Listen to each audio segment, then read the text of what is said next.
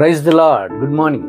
మన ప్రభువును రక్షకుడైన యేసుక్రీస్తు పరిశుద్ధ నామంలో యేసుతో అనుదినము అని ఈ పరిచర్య ద్వారా ప్రతిదినము దేవుని యొక్క శ్రేష్టమైన పరిశుద్ధమైన వాక్యాన్ని వింటున్న మీ అందరికీ నా హృదయపూర్వక వందనములు. నా ప్రియ సహోదరి సహోదరుడు, దేవుడు ఈ రోజు మనతో మాట్లాడుతున్న మాట చాలా శ్రేష్టమైన మాట, మన ధైర్యపరిచే మాట. యెషయా గ్రంథము 26వ అధ్యాయం 16వ వచనం మనం ధ్యానిస్తే, యెహోవా శ్రమలో వారు నిన్ను తలంచుకునిరి, నీ శిక్ష వారి మీద పడినందున వారు విశేషంగా దీన ప్రార్థనలు చేసిరి అని ఉంటుంది. ఇక్కడ ఇశ్రాయేలీలు దేవుని పిల్లలైనటువంటి వారు కావచ్చు, లేదంటే మనం కావచ్చు, ఎవరైనప్పటికీ కూడా శ్రమలో వారు నిన్ను తలంచుకున్నారు. వారికి పొందుకుంటున్న శ్రమలో, అయ్యా మా శ్రమ నుంచి మమ్మల్ని కాపాడు ప్రభువా అని తలంచుకుంటున్నారు. బెస్ట్ ఎగ్జాంపుల్ మనం చూసినట్లయితే, ఇశ్రాయేలీలు బానిసలుగా ఐగుప్తులో ఉన్నప్పుడు వారు దేవునికి ఎంతో ప్రార్థన చేశారట. వారి దీన ప్రార్థనలు దేవుడు విని, ఈ మాటను మనం నిర్గమకాండము 3వ అధ్యాయము 7వ వచనము 9వ వచనము మనం చూస్తే, అక్కడ ఈ మాటను ఇశ్రాయేలీలు వారి పెట్టే బాధను చూడలేక తట్టుకోలేకపోయాడట. వెంటనే మోషేని పంపించినట్లుగా మనం చూస్తాం. మనం ఎప్పుడైతే శ్రమ వచ్చిందో, శిక్ష మన మీద ఎప్పుడైతే వచ్చిందో, మనలో నుంచి విశేషముగా దీన ప్రార్థనలు వస్తాయి. కనుక విశ్వాసికి శ్రమ అనుభవము లేకపోతే దేవుని గొప్పతనం తెలియదండి. ప్రతి ఒక్కరికి కూడా శ్రమ తెలియాలి, కష్టము తెలియాలి, నష్టము తెలియాలి. అప్పుడే దేవుని యొక్క గొప్పతనం ఏంటో మనం తెలుస్తుంది. కనుక ప్రతి క్రైస్తవునికి గాఢంధకారపు అనుభూతి ఖచ్చితంగా ఉండాలి, కావాలి, రావాలి కూడా. అదేంటంటే బాబు, శ్రమ రావాలంటున్నారు ఏంటంటే, శ్రమ మనల్ని ఏం చేస్తుందంటే ఎంతో గొప్ప ఓర్పును కలిగజేస్తుంది. శ్రమ, ఆ ఓర్పు మనల్ని ఏం చేస్తుందంటే పరీక్షను తీసుకెళ్తుంది, పరీక్ష దగ్గర తీసుకొని వెళ్తుంది. ఆ పరీక్ష మనల్ని ఏం చేస్తుందంటే నిరీక్షణ, మనకు ఒక ధైర్యాన్ని ఇస్తుంది. ఆ నిరీక్షణ మనల్ని ఏం చేస్తుందంటే ఎన్నడూ కూడా సిగ్గుపరచనివ్వదండి. ధైర్యముగా ఎటువంటి శ్రమనైనప్పటికీ కూడా మనం ఎదుర్కొంటాం. దేనికి కూడా మనం కంగారు పడం. అంత ధైర్యాన్ని దేవుడు మనకు అనుగ్రహిస్తున్న ప్రియ సహోదరి సహోదరుడా.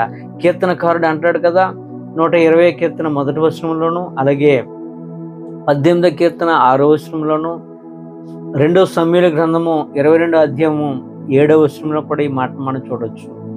నా శ్రమలో నేను యెహోవాకు మొరపెట్టి తిని, ఆయన నాకు తన ఆలయములో ఆలకించి నా ప్రార్థన అంగీకరించెను, నా మొర ఆయన చెవులలో జొచ్చెను అని. నేను నా దేవుని సన్నిధిలో ఎప్పుడైతే మొరపెట్టానో ఆ మొర నా దేవుడు వింటాడు. చూడండి, హన్న దేవుని సన్నిధిలోకి వెళ్ళి మొరపెట్టింది, ఆమె మొరను దేవుడు అంగీకరించలేదా? అలాగా మనం శ్రమలో, కష్టములో, ఎందుకంటే అన్నకు ఒక శ్రమ వచ్చింది, పెనీనాకి పిల్లలు పుట్టేస్తున్నారు, తనకి పిల్లలు పుట్టట్లేదు. ఆ బాధ నుంచి తట్టుకోలేక దేవుని సన్నిధిలోకి వెళ్ళి మొరపెట్టింది. ఆ శ్రమ, ఆ పిల్లలు పుట్టలేదు అనే శ్రమ ఆమెకు ఉంది కనుకనే దేవుని సన్నిధికి వెళ్ళి ప్రార్థన చేసింది. ఆమెకే కానీ పిల్లలు పుట్టుంటే దేవుని సన్నిధికి వెళ్ళకపోయి ఉండేదేమో. కనుక శ్రమ మనకు రావాలి, కష్టము మనకు రావాలి, ఇబ్బంది మనకు తెలియాలి. ఆ ఇబ్బంది కొలిమిలో దేవుడు మనల్ని ఏం చేస్తాడంటే పరీక్షిస్తాడు. నా కుమారుడు, నా కుమార్తె నా మీద ఎంత విశ్వాసంగా ఉన్నారో లేదని. అంతే తప్ప దేవుడు మనల్ని కొట్టడానికి కాదు, దేవుడు మనల్ని శిక్షించడానికి కానే కాదు. నా ప్రియ సహోదరి సహోదరుడా, అపోస్తలుడైన పౌలు అంటాడు, రోమీయులకు రాసిన పత్రిక 5వ అధ్యాయం 4వ వచనంలో, శ్రమలయందు అతిశయపడుదు అంటాడు. ఏంటి శ్రమలయందు అతిశయమా? మనకు ఆనందమా? ఎస్, మనకి శ్రమలయందు ఆనందం. మనల్ని ఏం చేస్తుందంటే సరాసరి దేవుని దగ్గరికి తీసుకొని వెళ్తుంది శ్రమ.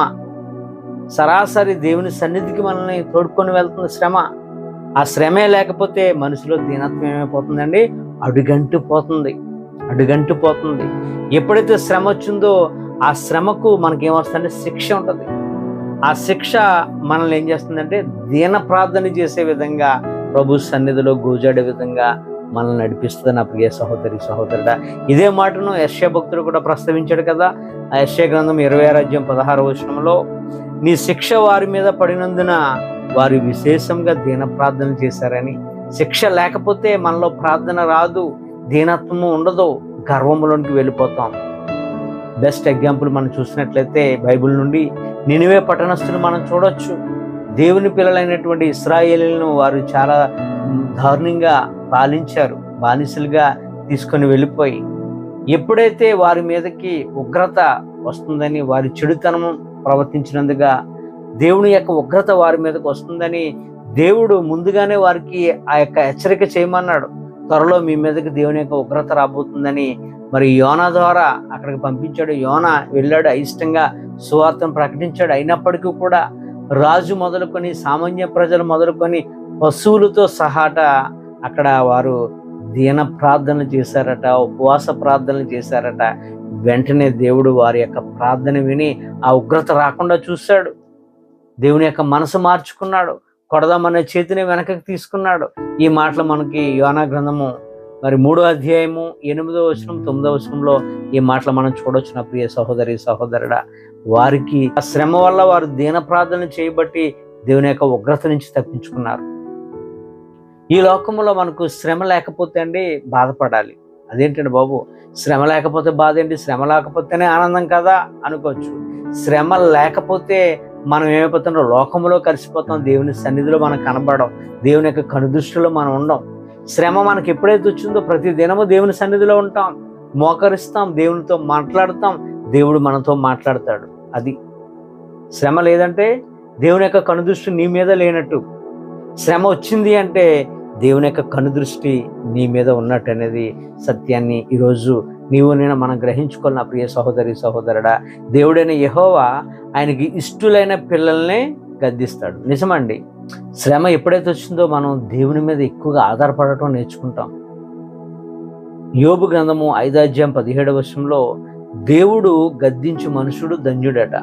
కాబట్టి సర్వశక్తుడైన యెహోవా యొక్క శిక్షను తృణీకరింపొద్దు, హ్యాపీగా రిసీవ్ చేసుకో. దేవుని యొక్క గద్దింపును హ్యాపీగా రిసీవ్ చేసుకో. ఇదేంటి ప్రభు అని దేవుని ప్రశ్నించొద్దు. సామెతల గ్రంథము 3వ అధ్యాయము 11వ వచనము 12వ వచనంలో చూసినట్లయితే, నా కుమారుడా యెహోవా శిక్షను తృణీకరింపొద్దు, ఆయన గద్దింపునకు విసుకుపోవద్దు. తండ్రి తనకి ఇష్టడైన కుమారుని గద్దించు రీతిగా యెహోవా తను ప్రేమించు వారిని గద్దించును. మనం ఆయన కనుదృష్టిలో ఉన్నాము అంటే ఆయన మనల్ని దగ్గర చేసుకుంటున్నాడనే సత్యాన్ని మర్చిపోవద్దు. మనకు శ్రమ వచ్చిందంటే ఆయన కనుదృష్టిలోకి మనం వెళ్ళిపోతున్నాం. శ్రమ వచ్చిందంటే ఆయన పర్మిషన్ లేనిదే ఏ శ్రమ మనల్ని టచ్ చేయదు.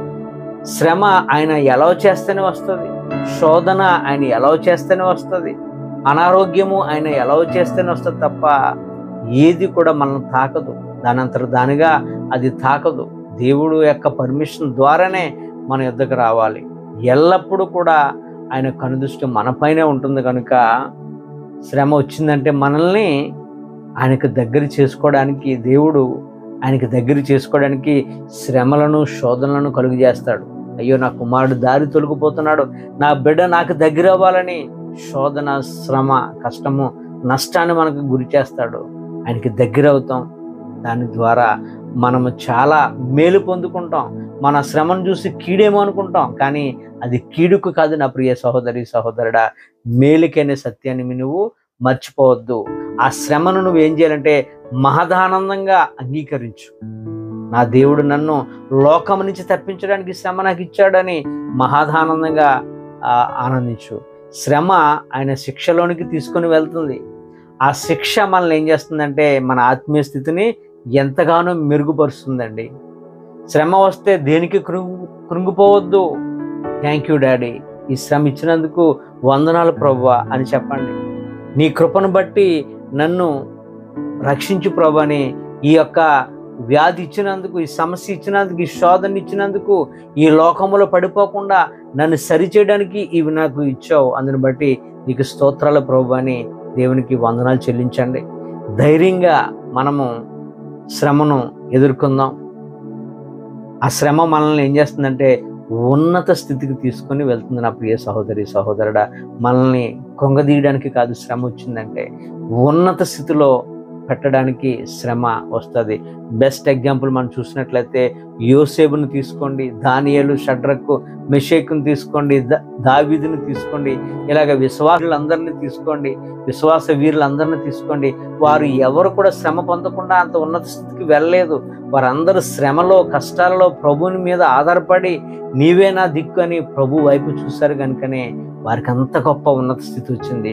వారు ఎన్నడూ కూడా ప్రభువుని ప్రశ్నించలేదు. మహదానందంగా ఆ యొక్క శ్రమను, ఆ శోధనను వారు అంగీకరించారు. ఈరోజు మనం కూడా అట్టి అంగీకారాన్ని కలిగి దేవుని ఇచ్చే ప్రతి దాన్ని కూడా మహదానందంగా అంగీకరిద్దాం. ఈ కొద్ది మాటలు దేవుడు మనందరి జీవితంలో నెరవేర్చి ఫలింపచేయును గాక. ఆమేన్. God bless you.